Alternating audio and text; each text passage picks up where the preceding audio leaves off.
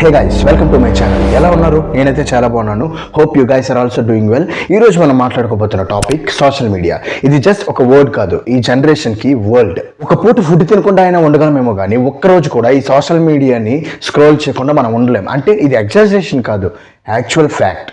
ఈ social media ఒక్కొక్కరి లైఫ్ని ఒక్కొక్కలా చేంజ్ చేస్తుంది. లైక్ హైదరాబాద్లో కామన్గా ఉండే కుమారి అంటే ఫుడ్ స్టాల్ని most wanted food stall of the హైదరాబాద్గా మార్చేస్తుంది. అండ్ 5 స్టార్ 7 స్టార్ హోటల్స్కి లేనంత క్రేజ్ని తీసుకొచ్చేస్తుంది.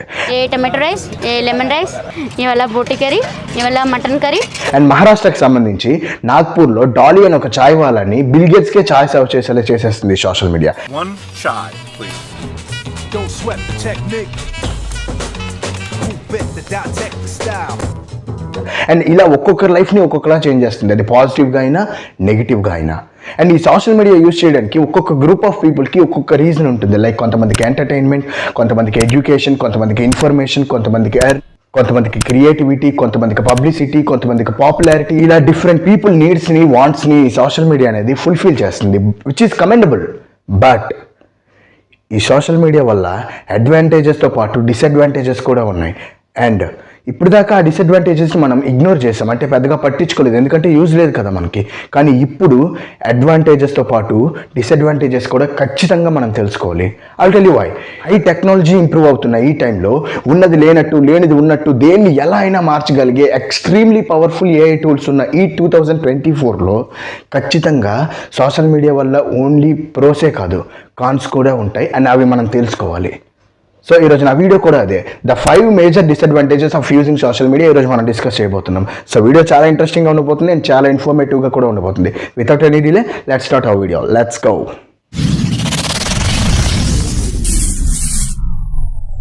Number 1, cyber bullying and harassment. ఈ సైబర్ బుల్లింగ్ అండ్ హెరాస్మెంట్ అనేది ఈ మోడర్న్ డేస్లో చాలా ఎక్కువైపోయింది. ఇది ఎలా ఉంటుందంటే, ఒకరి మీద హేట్రేట్ పెంచుకోవడం, లేదా గ్రడ్జ్ పెంచుకోవడం, లేదా కోపం, జెలస్ లాంటి ఎమోషన్స్ ఉన్నప్పుడు వాళ్ళు సోషల్ మీడియాలో పోస్ట్ చేసే పోస్ట్స్ కింద, వీడియోస్ కింద నెగిటివ్ కామెంట్స్ చేయడం, నెగిటివ్ ట్రోల్స్ చేయడం, మీమ్స్ క్రియేట్ చేయడం, అండ్ వాళ్ళ మీద మిస్ఇన్ఫర్మేషన్ స్ప్రెడ్ చేయడం, రాంగ్ న్యూస్ స్ప్రెడ్ చేయడం.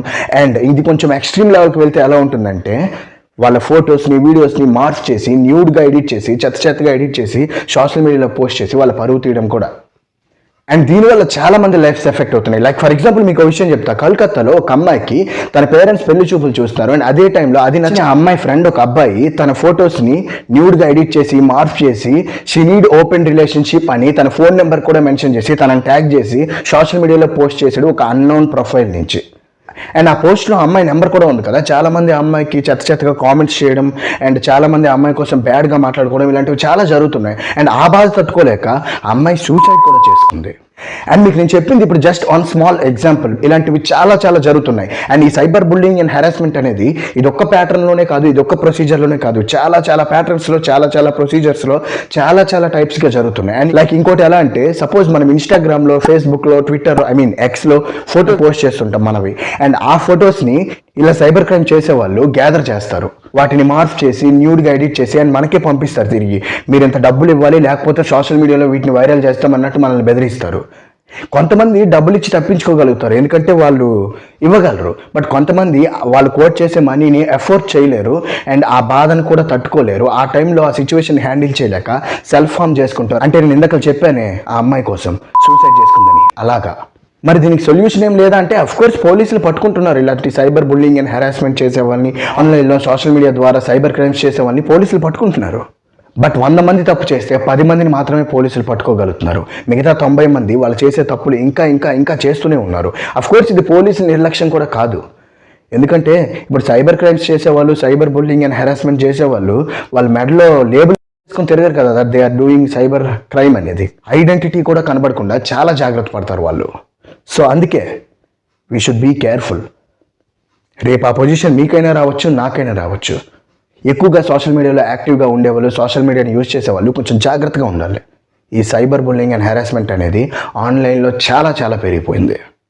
Number 2, privacy concerns. This is also one of the dangerous thing happening in current situations. చాలామంది ప్రైవసీ ఇష్యూస్ ఫేస్ చేస్తున్నారు. లైక్ వాళ్ళ అమౌంట్ లాస్ అవ్వడం, లేదా వాళ్ళ డేటా లాస్ అవ్వడం, లేదా వాళ్ళ ఇన్ఫర్మేషన్ లాస్ అవ్వడం, లేదా వాళ్ళ పర్సనల్ థింగ్స్ ఏవైనా వాళ్ళకి తెలియకుండానే, వాళ్ళ ప్రమేయం లేకుండానే వేరే వాళ్ళ యాక్సెస్లోకి వెళ్ళిపోవడం. అండ్ ఇది ఎందుకు జరుగుతుందో తెలుసా? సోషల్ మీడియాకి సంబంధించిన ప్రతి యాప్లో మన phone number are email ID ఇలాంటివి మనం ఇస్తూ ఉంటాం. అండ్ మీరు గమనించారా, మన ప్రీమియం లేకుండా spam mails, spam calls, spam messages గట్రా మన ఫోన్కి వస్తూ ఉంటాయి. ఎందుకు? ఇలా ప్రతి యాప్లో మన డీటెయిల్స్ని మనం ఇవ్వడం వల్ల. నమ్మట్లేదా? I will explain you. కర్ణాటకలో ఒక 53 years old employer Vishal Singh అతని పేరు, ఒక ఆఫీస్లో పనిచేస్తున్నారు. ఒక సెమినార్లో ఉండగా అతనికి వాట్సాప్ కాల్ వచ్చింది. అండ్ ఆ ఫోన్ తీసి చూడగానే ఏంటి బాస్ వేరే నెంబర్ నుంచి కాల్ చేస్తున్నారు అనుకున్నాడు. బట్ డీపీ చూసి గుర్తుపట్టి కాల్ లిఫ్ట్ చేశాడు ఆ బాస్ది.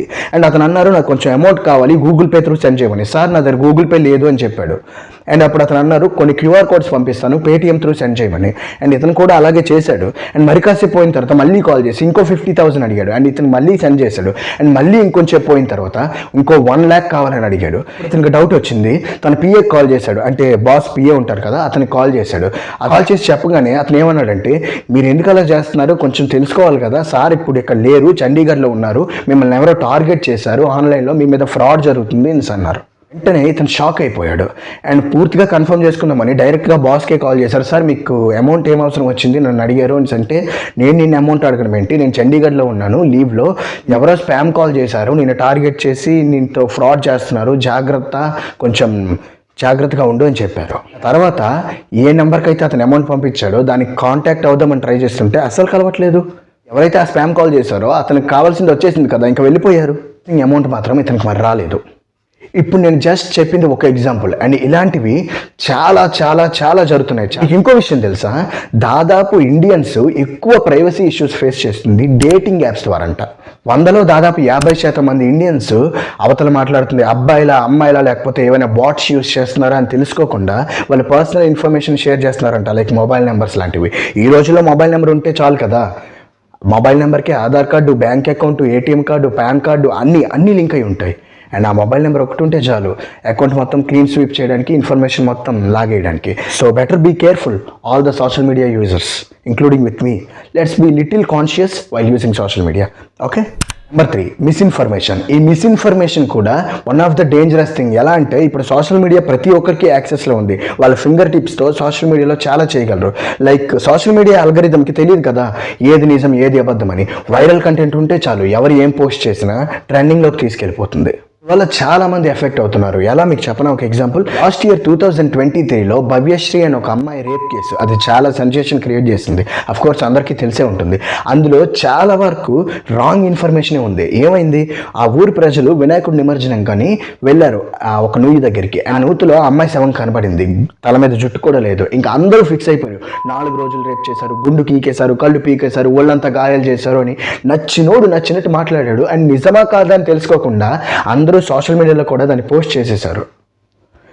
అసలే అమ్మాయి పోయిందని బాధలో పేరెంట్స్ ఉన్నప్పుడు ఇలాంటి న్యూస్ అన్ని స్ప్రెడ్ అయితే వాళ్ళు ఎంత ఫీల్ అవుతారు, వాళ్ళు ఎంత ఎఫెక్ట్ అవుతారు.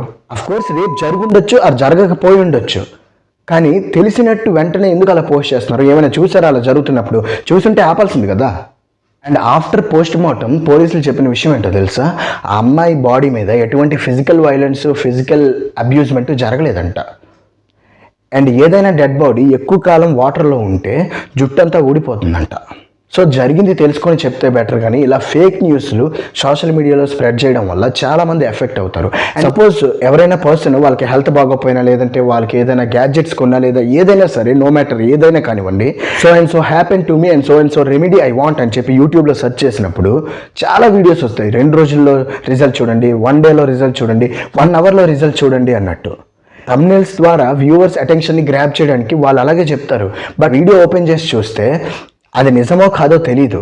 చాలామంది వాళ్ళు చెప్పినట్టే చేసేస్తారు, రీసెర్చ్ కూడా చేయరు వాళ్ళు చెప్తుంది నిజమా కాదా అని చెప్పి. దీనివల్ల చాలా సైడ్ ఎఫెక్ట్స్ వస్తాయి. సో సోషల్ మీడియా అనేది ఎంత లార్జర్గా గ్రో అయితే అంత జాగ్రత్తగా ఉండాలి దాని నుంచి. Number 4, gap between real life relationships. ఈ రిలేషన్షిప్స్ అనేవి ఎక్కువ కాలం సస్టైన్ అవ్వాలంటే ఒకరికొకరు టైం ఇవ్వడం, ఒకరికొకరు ప్రయారిటీ ఇవ్వడం, ఒకరితో ఒకరు కమ్యూనికేట్ చేసుకోవడం, ఇంటరాక్ట్ అవ్వడం చాలా ఇంపార్టెంట్. అండ్ ఈ సోషల్ మీడియా ఎడిక్ట్ అయిన వాళ్ళు ఎలా ఉంటారంటే ఎప్పుడు చూడు ఫోన్ పట్టుకునే ఉంటారు. వాళ్ళు కర్ఫ్యూ విధించుకొని ఐసోలేటెడ్గా అలోన్గా ఉంటారు. వాళ్ళు ఫుడ్ దగ్గర, బెడ్ దగ్గర, ఆఖరికి బాత్రూంలో కూడా ఫోన్ వదలరు. అలా ఎవరైతే ఉంటారో వాళ్ళతో ఉన్న ఆపోజిట్ పర్సన్కి ఖచ్చితంగా ఆ రిలేషన్షిప్లో అంత హ్యాపీనెస్ అనేది ఉండదు. ఎందుకంటే ఇంటరాక్షన్ ఉండదు, కమ్యూనికేషన్ ఉండదు, ఎలా ఉంటుంది ఇంకా హ్యాపీనెస్? అలాంటప్పుడు ఆ రిలేషన్షిప్లో గ్యాప్ వస్తుంది అండ్ బ్రేక్ కూడా అయిపోతాయి చాలా వరకు రిలేషన్షిప్స్. అండ్ ఈ టాపిక్ మీద నేను ఇంకో వీడియో కూడా చేయబోతున్నా, why breakups are commonly happening nowadays అనేది. ఎందుకంటే అంతా ఈ వీడియోలో చెప్తే చాలా లెంత్ అయిపోతుంది వీడియో. సో ఆ వీడియో కోసం కూడా వెయిట్ చేయండి అండ్ ఆ వీడియో కూడా చాలా ఇంట్రెస్టింగ్గా ఉండబోతుంది. And number 5, lack of productivity. మీలో ఎంతమంది తెల్లవారు లేవగానే ఈ రోజంతా ఇలా ఉండాలిరా, ఇలా సిస్టమేటిక్గా చేయాలి, ఇలా ఆర్గనైజ్డ్గా ఉండాలి అని చెప్పి ప్లాన్ చేసుకొని మళ్ళీ నైట్ పడుకునేటప్పుడు ఏముందిలే ఈరోజు ఏదో పనిలో పడి అలాగా అయిపోయింది, రేపటి నుంచి మాత్రం ఖచ్చితంగా మళ్ళీ సిస్టమేటిక్గా నేను ఉండాలి అని 365 days 24/7 అనుకుంటున్నారు. బేసికల్లీ అందరం అదే కేటగిరీకి సంబంధించిన వాళ్ళం కదా. బట్ అలా ఎందుకు జరుగుతుందో ఎప్పుడైనా ఆలోచించారా? ఏంటి లేదా, నేను చెప్తా, డోంట్ వరీ. మనం వేసుకునే ప్లాన్స్ని, షెడ్యూల్స్ని, మన పర్ఫెక్షన్ని అంతటినీ కలిపి ఈ సోషల్ మీడియా అనేది ఓవర్టేక్ చేస్తుంది అనమాట. అంటే మన అటెన్షన్ని గ్రాబ్ చేసి మన రిటెన్షన్ని దెబ్బతీస్తుంది. సపోజ్ ఒక ఎంప్లాయర్ని తీసుకోండి, అతనికి ఏదైనా వర్క్ ఉంది, సీరియస్గా వర్క్ చేద్దామని చెప్పి ఆఫీస్లో కూర్చున్నాడు అండ్ ఆ టైం అప్పుడు తన ఫోన్ కూడా పక్కనే ఉంటుంది. సపోజ్ ఏదైనా నోటిఫికేషన్ వచ్చిందంటే ఫోన్లో అతను వర్క్ చేస్తున్నప్పుడు ఇంకా నోటిఫికేషన్ ఏంటనేది చూడడానికి ఫోన్ తీసుకుంటాడు అండ్ ఫోన్లో ఈ ఇన్స్టాగ్రామ్, యూట్యూబ్ అన్నీ స్క్రోల్ చేసుకొని వచ్చేసరికి 3-4 hours అయిపోతుంది. ఇంకెక్కడ ఉంటుంది ప్రొడక్టివిటీ? ఖచ్చితంగా ఏదైతే ప్లాన్ చేస్తారో అది జరగదు కదా, షెడ్యూల్ అంతా తలకిందులు అయిపోతుంది కదా. ఎస్పెషల్లీ ఈ జనరేషన్లో ఒక్కసారి ఫోన్ చూడడం మొదలు పెడితే ఒక 1 or 2 or 3 hours దాకా దాని నుంచి బయటకు రాలేకపోతున్నాం. ఎందుకంటే అలా ఉంది ప్రస్తుతానికి మన సిచ్యువేషన్ అనేది. సో బెటర్ బీ కేర్ఫుల్, మనమే కొంచెం యూజ్ చేయడం అవాయిడ్ చేస్తే better. So these are the 5 major disadvantages of using social media. ఈ 5 కాదు, ఇంకా చాలా ఉన్నాయి, బట్ మేజర్గా జరుగుతున్నవి ఉన్నవి అంటే ఇవే. ఈ 5 విషయాల మీద అవేర్నెస్ వస్తే మిగిలినవి అంతగా మనల్ని ఎఫెక్ట్ చేయవనేది నా ఒపీనియన్. అందుకే ఇప్పుడు చెప్పిన 5 మేజర్ డిసడ్వాంటేజెస్ అని నేను కన్సిడర్ చేశాను. మీకు కూడా అలా అనిపిస్తే వీడియోని లైక్ చేయండి అండ్ మీ ఒపీనియన్ కామెంట్ చేయండి అండ్ ఖచ్చితంగా సబ్స్క్రైబ్ చేసుకోండి. That's all for this video. Thank you for watching. This is RT Raviteja and you're watching RT Interesting Space. Signing off until we meet in the next video.